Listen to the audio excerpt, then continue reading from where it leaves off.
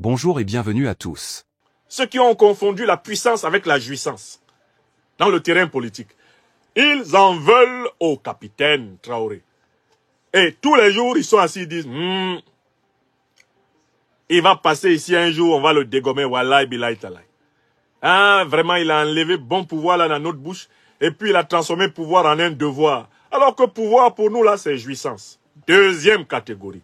Je dis bien, des militaires aigris, des anciens pouvoirs avant le sien. Ils sont là, ils ont toutes sortes de raisonnements pour justifier leur haine. Avant de commencer, n'oubliez pas de vous abonner et d'activer la cloche de notification pour ne rater aucune de nos prochaines vidéos. C'est parti. Ce qui, moi, me choque, c'est qu'aucun d'entre eux ne s'intéresse au bilan militaire du président Traoré. Parce que s'il fallait attaquer le président Traoré sur son bilan militaire, on se rendrait compte que de tous les dirigeants du Burkina Faso, depuis la chute de Blaise Compaoré, qui lui utilisait les négociations avec les groupes terroristes pour stabiliser son pays, le président Ibrahim Traoré est celui qui a infligé aux terroristes des défaites évidentes, apodictiques, scientifiques. Le président Traoré est celui qui procède à une véritable réforme de l'appareil de défense du Burkina Faso afin que la sécurité de ce pays soit assurée par les femmes et les hommes du Burkina Faso. Nous assistons à une mutation, que dis-je, à une métamorphose de l'armée burkinabé sous nos yeux. Nous assistons à une montée en puissance. Et ce ne sont pas les reportages lumineux de Bienvenue Tansa qui viendront me démentir. Les ennemis du Burkina Faso sont repérés. Ils sont verrouillés et ils sont frappés avec succès, comme jamais depuis plus de 10 ans. Donc ces militaires aigris des pouvoirs précédents n'ont pas le courage de porter la contradiction sur le terrain proprement militaire, c'est-à-dire de confronter leur bilan au bilan du président Traoré. En à peine un an, et même pas et demi, il a fait reculer le terrorisme au Burkina Faso comme personne en 10 ans avant lui. C'est là-dessus qu'il devrait le juger. Mais non, ils sont dans leurs histoires. Ah non, je suis d'un grade supérieur. Comment un petit capitaine peut venir me commander? Ah, est-ce qu'il a fait telle école militaire? Est-ce qu'il a fait telle formation? Non. Le leadership politique n'est pas une affaire de grade. C'est une affaire de capacité de commandement. C'est une affaire de vision. C'est une affaire d'autorité. Et c'est une affaire d'adhésion populaire. Le peuple burkinabé épouse le président Traoré. Le peuple burkinabé sait que le président Traoré travaille pour lui. Le président Traoré a les capacités intellectuelles, militaires. Il a les capacités d'analyse et il a l'entourage qu'il lui faut pour voir ce qu'il faut faire pour son pays. Et il le fait. Cela suffit. Pourquoi le plus célèbre des présidents burkinabés demeure quand même malgré tout le capitaine Sankara? Ce n'est pas un général qui est le plus célèbre des présidents burkinabés. Le plus célèbre des présidents burkinabés, il n'a même pas gouverné 4 ans. À peine 4 ans. C'est toujours son nom qu'on cite. Même quand on peut critiquer tel ou tel aspect de sa gouvernance, même son successeur, le président Compaoré, a été obligé de venir présenter ses excuses et de lui rendre hommage. C'est vous dire que on n'a pas besoin d'avoir les titres les plus élevés pour être le citoyen le mieux approprié pour servir. On a besoin, 1, d'avoir obtenu l'assentiment de la majorité de son peuple, 2, d'avoir une vision qui inspire et qui galvanise toutes les forces vives de sa nation. On a besoin d'avoir un sens élevé du sacrifice, un détachement par rapport aux gloires éphémères du sexe, de l'argent et du pouvoir. Comme le disait Platon, le pouvoir doit appartenir à ceux qui n'ont pas envie du pouvoir. Le président Ibrahim Traoré n'a pas envie du pouvoir. Il a envie de délivrer son peuple avec son peuple. Il a envie du devoir, pas du pouvoir. Donc, ces militaires-là qui sont aigris et qui ont eu l'occasion de montrer ce qu'ils étaient capables de faire, devraient reconnaître que le commandant suprême des forces armées burkinabé aujourd'hui est the right man at the right place. L'homme qu'il faut à la place qu'il faut. Car nous voyons les résultats. Tous les jours, les terroristes sont repérés, verrouillés et frappés avec succès. Tous les jours, les opérations se poursuivent. Hein? Armée, il y a quoi, il y a Kélé, il y a Yimretan. Comme nous disons à Mouré. Armée, il y a quoi, il y a Kélé, il y a Yimretan. Aujourd'hui, la peur est du côté des criminels. La peur est du côté des terroristes. La confiance, l'espérance sont du côté du peuple. Du côté de l'armée du Burkina Faso. Des volontaires de la patrie burkinabé. Du côté des dirigeants éclairants et éclairés du MPSR. Dans sa phase 2. La confiance est du côté de l'intérêt général et du bien commun des Burkinabés. Et cela se voit même dans la manière dont leur équipe nationale de football joue. Comme elle a joué ce soir face à l'Algérie. Sans complexe. Oui. Tout se suit, tout se suit, tout s'aligne. Il n'y a pas de hasard. Le succès se travaille, se prépare. C'est un état d'esprit. Le succès est d'abord une vibration intérieure partagée en communion. Par un peuple, par une équipe, par une collectivité historique. Car l'esprit domine toujours la matière. Et qui domine l'esprit, domine la matière.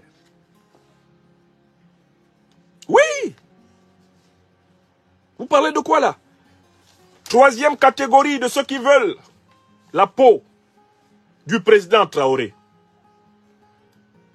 Les dirigeants néocolonisés de la CEDEAO. Écrivez ça. Troisième catégorie de ceux qui veulent la peau du président du président du MPSR. MPSR.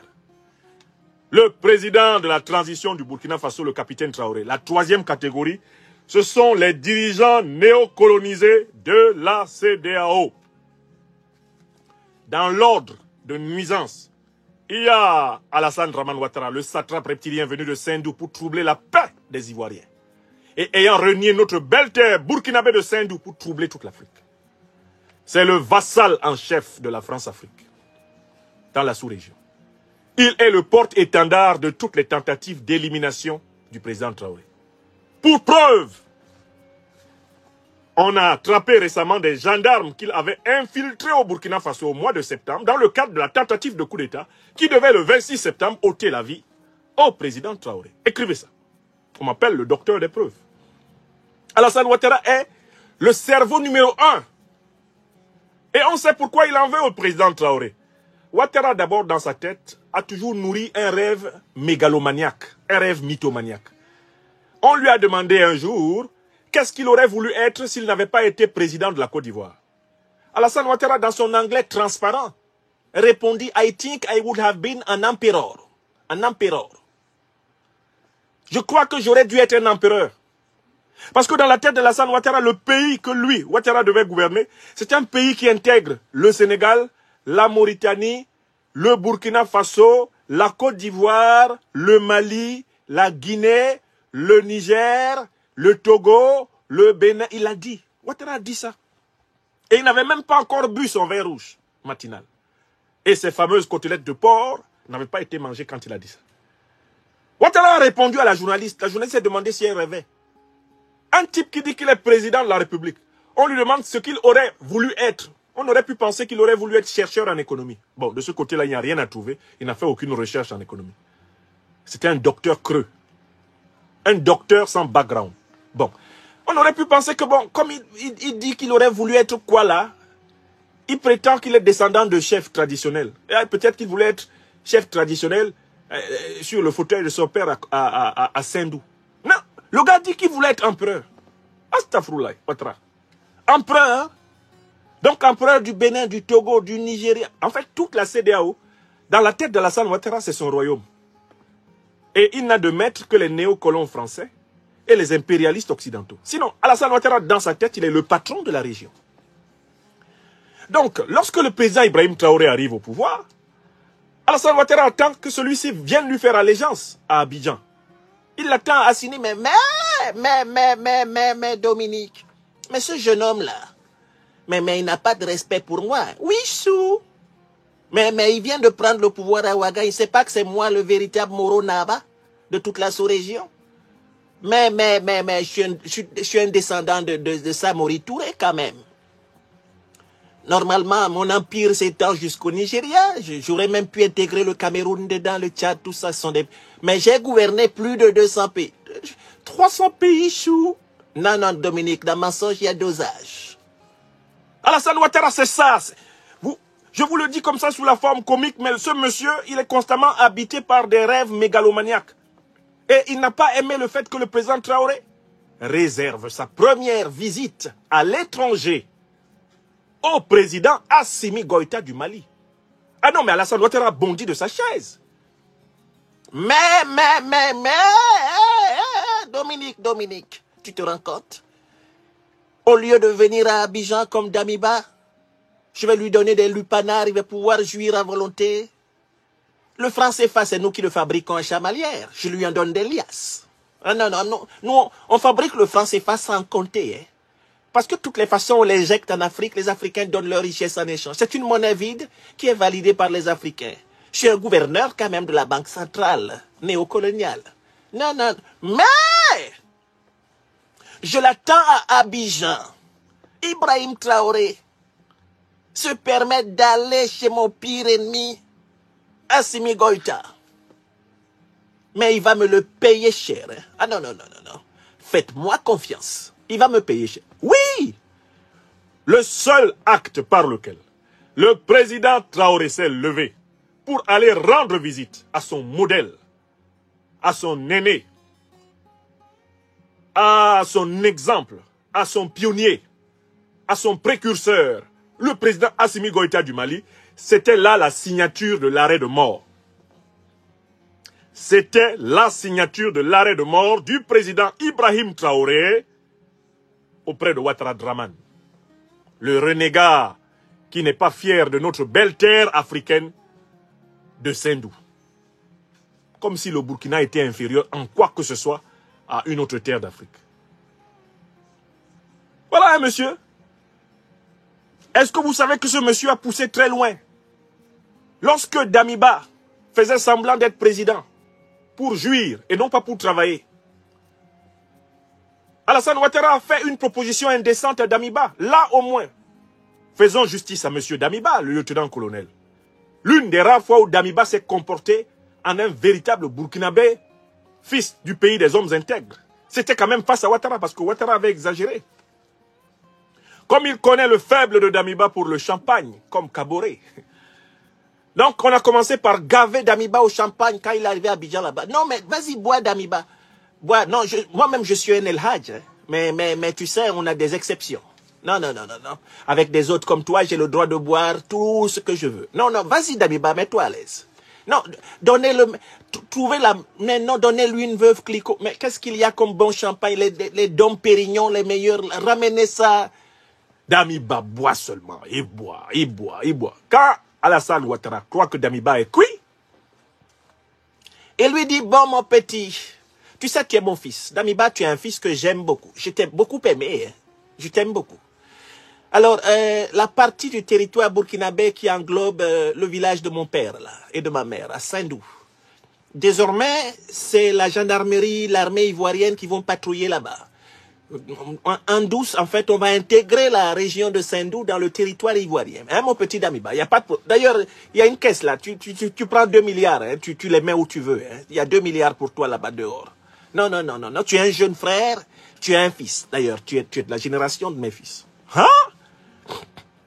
Damiba avait déjà avalé au moins, je ne sais, 3 ou 4 bouteilles de champagne, mais il a dessoulé.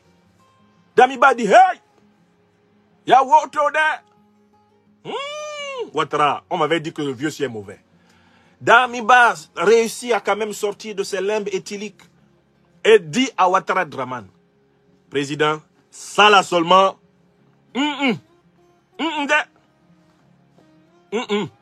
je peux pas. Je ne peux pas. Koumatalade. Je ne peux pas. Les Burkinabés là, ils vont me pendre sur un croc de boucher et puis ils vont me découper en choukouya pendant pratiquement 30 jours s'ils apprennent que j'ai fait ça.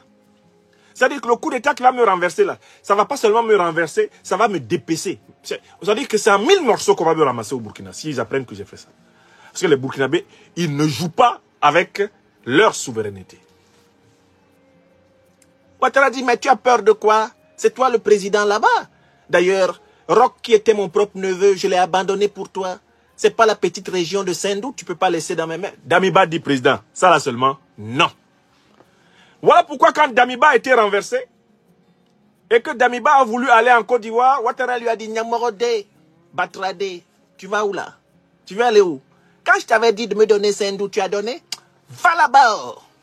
Il n'écoute pas les conseils. Va où tu veux. Je ne veux pas te voir à Abidjan ici. Oui. C'est un mystère qui est éclairé. Pourquoi Alassane Ouattara, qui voulait que Damiba lui cède une partie du territoire burkinabé, notamment son village paternel et maternel de Sendou, pourquoi Damiba n'a-t-il pas pris ces quartiers, eh bien, en Côte d'Ivoire, où, tout naturellement, il avait et a toujours eu ses meilleurs lupanards? Pourquoi?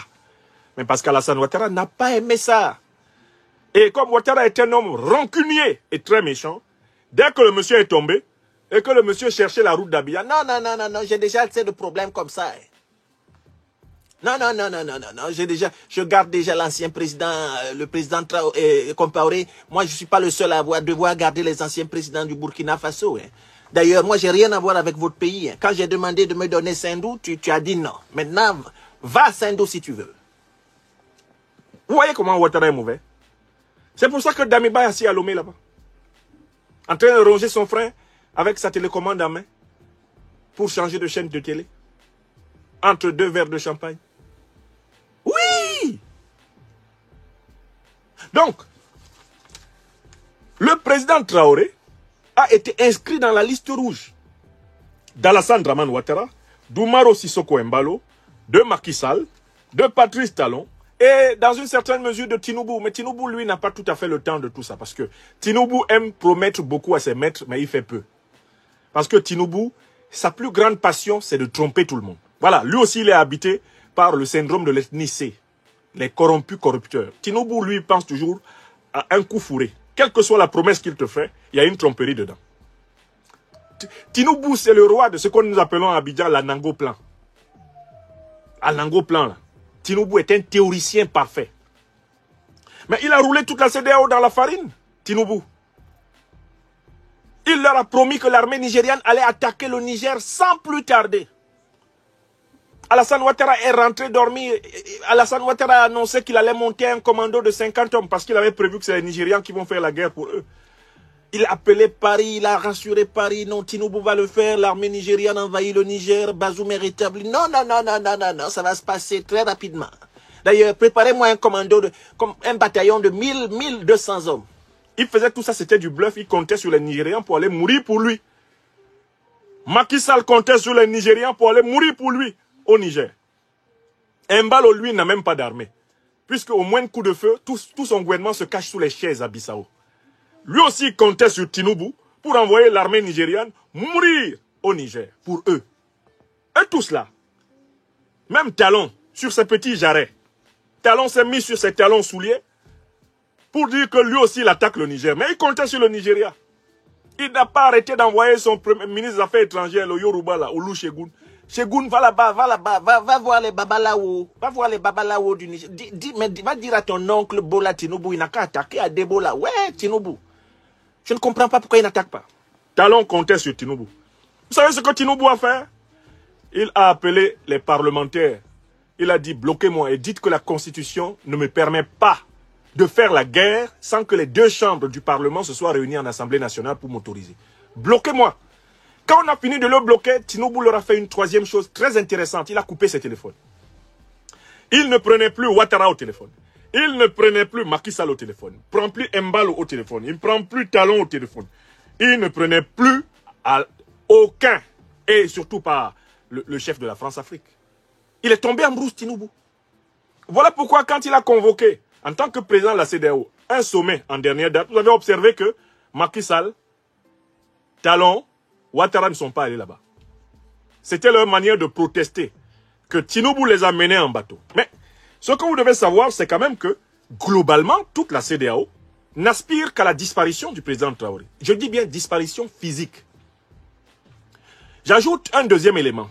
Il a été publié par les renseignements généraux de la Fédération de Russie, qui a dit que elle avait eu accès à des documents internationaux prouvant que l'Alliance occidentale de l'OTAN et tout le système néocolonialiste occidental envisageaient de résoudre leur perte d'influence au Sahel par l'élimination des principaux dirigeants.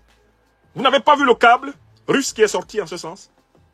Moi j'ai le câble, je vais le mettre sous cette conférence.